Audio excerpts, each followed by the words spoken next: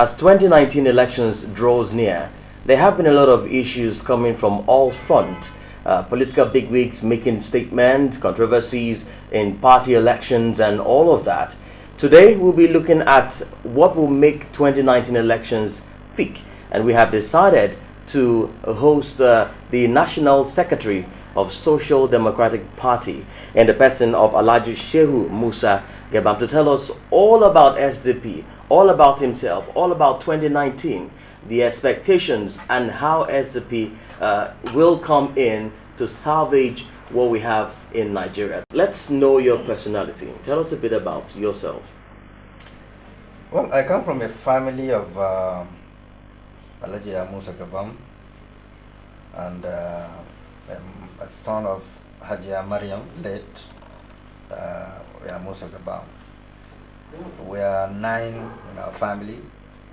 We lost 4, and 5 are alive. And of course, my life experience dated back to my childhood was quite interesting. I started as these almajiris you are seeing because my parents then sent me to an Arabic school under the care of the Islamic scholar that is teaching us Arabic studies. And as a result, you have to find a means of survival, and like that almajiri going around. I went through that experience as well, which is very deep. And thereafter, I enrolled into primary school, secondary school, and I also went into university to study BS Political Science. And I did my master's International Affairs and Strategic Studies in NDA Kaduna. And I also one of the founders of the PDP from the G7, when my political mentor, late Alhaji Abubakar Rimi, was the piloter of that movement from the G7, G18, G34. When Alhaji Kwame was invited to G34 to make it a national movement, not just another movement. So I'm part of the entire processes for the restoration of democracy from 1998 to date. I've been very active in all the political activities nationwide, particularly the party that we formed, the PDP. I have visited all states of Nigeria.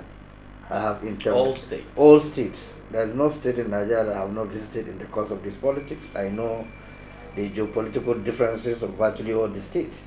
We are fighting for the restoration of democracy. Nigerians are not quite in a very good mood because there were a lot of agitation, there were a lot of fear. People are moving from one geopolitical zone to the other, thinking that there will be violence, there will be killings, there will be a lot of rank around the place. We were able to restore democracy, we were able to restore law and order, we were able to restore confidence in the minds of Nigerians, and we created a party that give everybody a sense of balance, irrespective of tribe or religion. And that is one of the reasons that even President Jonathan, the minority, became the president of Nigeria, because the template that was laid by the founding fathers of PDP was simply solid, holistic, and nationalistic in outlook. All right, let's come back to Social Democratic Party, which you are the national secretary. In the early days, say Second, Third Republic, SDP was a very strong force to reckon with. Would you say it is still same now in today's politics? No, it wouldn't. I wouldn't say it's same, but the history of SDP made SDP to become a household name in virtually every community in Nigeria. I remember that period where you have SDP and NRC, and the combination of late MK Abiola and Babagana Kingibe defines all mischief and show a solidarity to the Nigerian nation. That was the only time in history. By the way, that election was adjudged to be free and fair in the history of Nigeria. Up to today, we have not conducted election that beats the June 12 election as Democrats and democracy in play.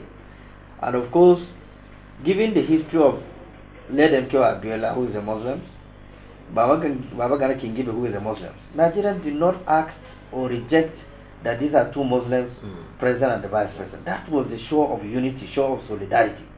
so that a quality people are out there that need to rescue the country, need to bring prosperity, unity, sense of belonging, you know. So that created the popularity of the party down to a community base. And based on, like I've mentioned, our disagreement with the way and the manner PDP is being managed, we decided to quit PDP. Let's talk about SDP's ideology. What are the ideologies that Nigerians can actually connect with? A functional federation is very key. Security is the uppermost. In the absence of security, you cannot have political activities, you cannot have economic activities, everything will be on rampage. But when there's an absolute protection of life and property, which means the next stage is generating a political environment, an ambience for economic to function, for investment to flourish, for people to have confidence in the society and the government to invest their resources. In the absence of creating that political ambience or environment for people to come in, then you begin to have a very chaotic kind of situation. Your economy will begin to shrink, and so on and so forth. Now, that also comes down to a functional federation, where states will be allowed to bring investors to create economic activity in the state, exploit the mineral resources of the state, generate revenue for the state, generate education of the state, generate employment for the state, and also part of the revenue will be sent to the federal for running a federal structure. That is a functional federation, not what is operating now. A state government cannot exploit their natural resources to develop the state, to provide structure, provide basic education, provide basic healthcare, and so on and so forth. Also fund agricultural issues to become, agriculture should become competitive within the state, within the local government, so that you generate sufficient food sufficiency in the country. So these are cardinal issues. Once you generate them, the economy is vibrant. The state have the liberty to source for investors, to create investment in the state, create employment in the state. You'll find that most of the security will fizzle out. So a functional federation will create a lot of opportunity for virtually all the state of the federation, and will create peace and prosperity for our dear country. So this is a solid, beliefs that PDP has very close to them, that sending to Nigeria, that it will not be business as usual. I would like to assume that PDP is SDP's biggest rival, or do you have another? PDP what? The biggest rival for SDP.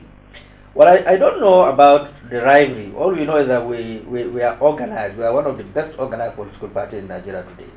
If you visit the PDP, you have visited SDP secretary, go and visit other party secretary, including the APC. You'll find out that we run a corporate party system that understands the dynamic of leadership and believe that leadership must be tailored towards younger generations that have the capacity to move the country forward, have the capacity to move the economy forward, have the capacity to bring infrastructure, which is likely to be in tandem with the civilized society that we are envying.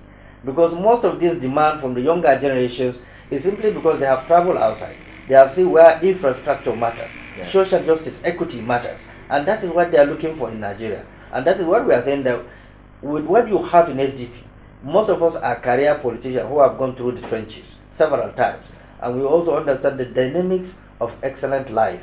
We have traveled around the world, we have seen the beauty of an organized society, and that is what we are trying to bring on board and ensure that once we are in power, most of these things will be a priority of our government, will be an absolute priority of our government. You are the National Secretary of Social Democratic Party. How do you manage the party with your family? Well, I try as much as possible to insulate my family from my political life so that they can have their own freedom. Even when I was in office, I do as much as that to make sure that the family have their own private life to live, and let me deal with my own tremendous challenges of public life, criticism, and so on and so forth. So I'm managing it very well so far. There's no any issue at all. My wife is up and doing, she's sound, she's educated, she's taking care of, she's filling the gap where my absence is being felt. Okay. And all time when I go home, I am always interact with the children. Weekends I'm with them, take them out. So the gap is not that much. Okay.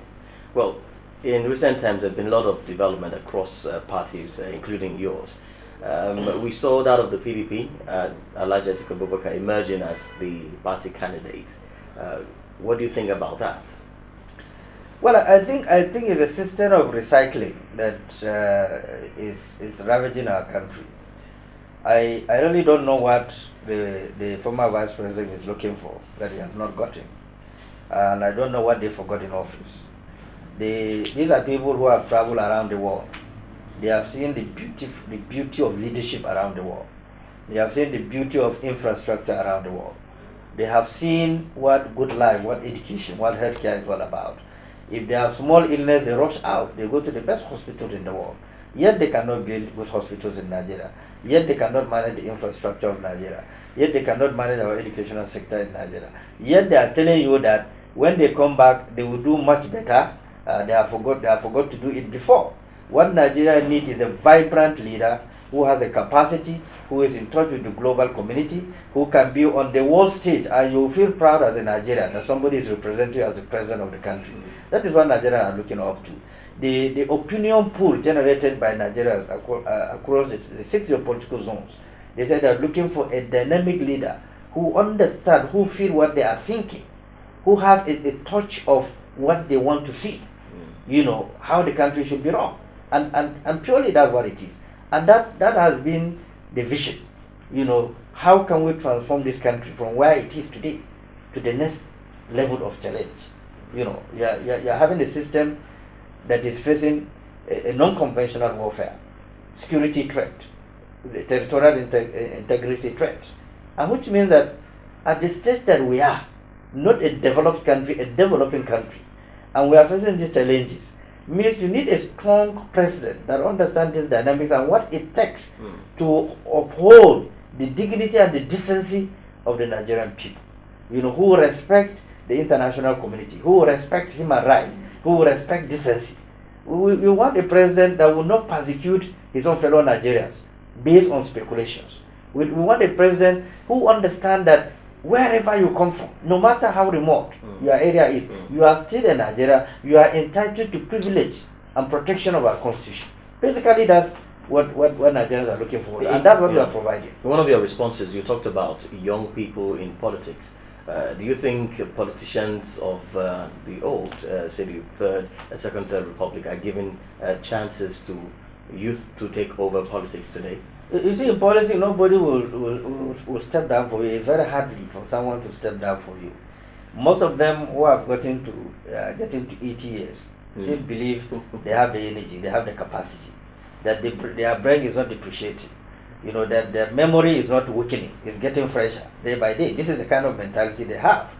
But judging our circumstances, our topography as a nation and where we are coming from, and the challenge of the younger generation that are not picking the issues, the doorstep of those who believe that they are not old, is a major signal. It's going to be a major paradigm shift 2019. If you listen to the quantum of reaction, sounds and bites of the younger generations, they are looking for a change.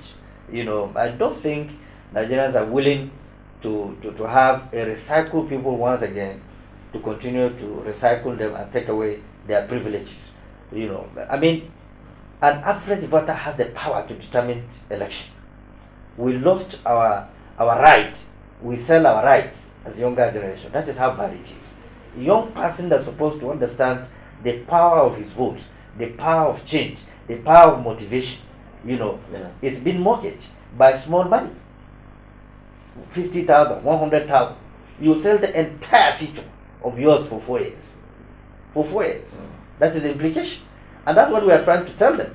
That look, it takes a sacrifice to bring a change. It takes a sacrifice to lead a peaceful revolution, devoid of any bloodshed. What we are doing and what I'm talking about is also a kind of simple revolutionary mindset of the younger generation. That some of us come from this background. We build ourselves. We committed to making sure that the institution function, devoid of rascality, impunity, recklessness of the system that have taken over our country. And we can only do it because we belong to a society that is globally interconnected. We interface with the world leaders within a short period of time. The technology have made life so easy. Technology have made information very accessible within 1 minute. You get every information you are looking for. So given the parameter where we are operating as a younger people, and again, concede to inferiority complex that you are voting someone because he has money to be voted for.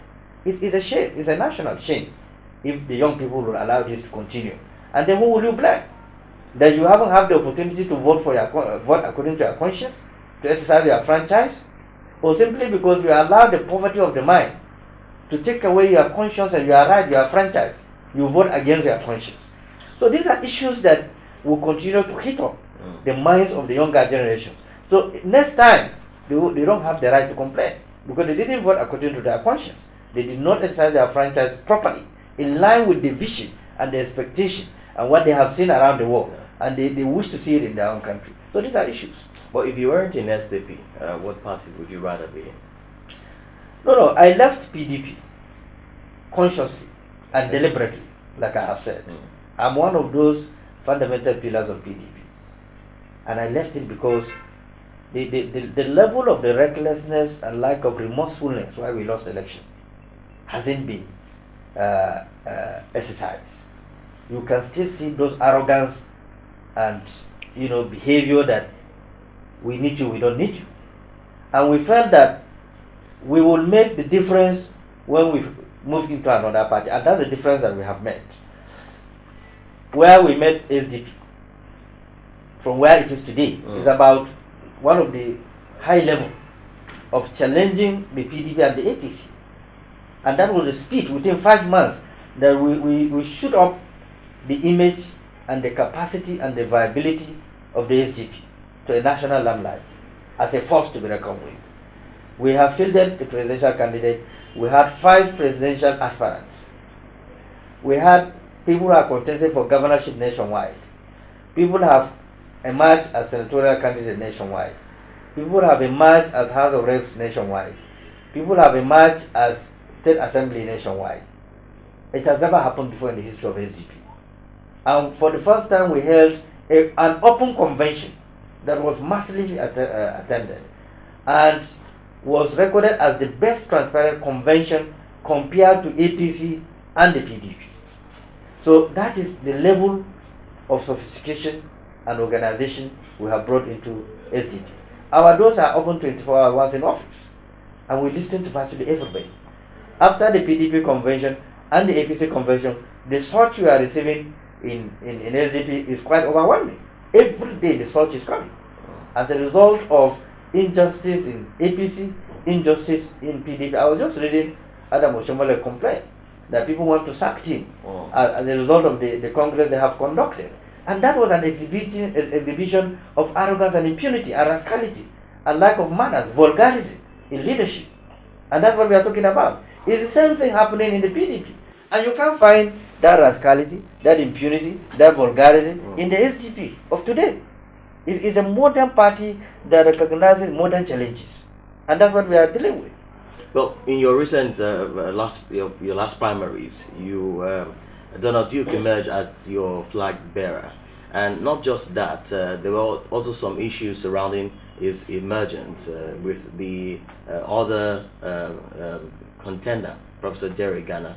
How have you been able to handle that? Well, we are responding to that diplomatically. We don't want to escalate any issue. Professor Jerry Ghana is one that I respect so much. And himself, myself, and others move into SDP. So we have developed an internal mechanism to resolve the issue. Okay. And we are dealing with that. Unless every diplomatic fails, but then perhaps it's likely the party will be frontal on all issues. But are you aware of the press statement made by his team describing the party's constitution as not competent? Like I said, I don't want to talk about it. The person who is making that statement is also conversant with the fact that what he's saying was wrong, was absolutely wrong. He knows it very clearly. But like I said, we don't want to pick issues now. We want to lead by example by dealing with the whole internal issues to remain internal until otherwise has been proven. Okay. But I can assure you that our convention was very transparent, was very open. We went through processes, comprehensive processes. where all the presidential aspirants have followed, and then that led to the convention, up to the end of the convention. So, so far, so good. It's part of the growth of the SDP. If SDP have not grown, somebody wouldn't have raised issues. We have also issues in some states. In fact, a particular position, about 15 people contested that position. First in the history of Nigeria. In Benue, a particular constituency, 16 people contested that position. First in the history of Nigeria. Just to show you the kind of leadership we have provided, the kind of free environment participation, restoration of community politics that we provided in SDP.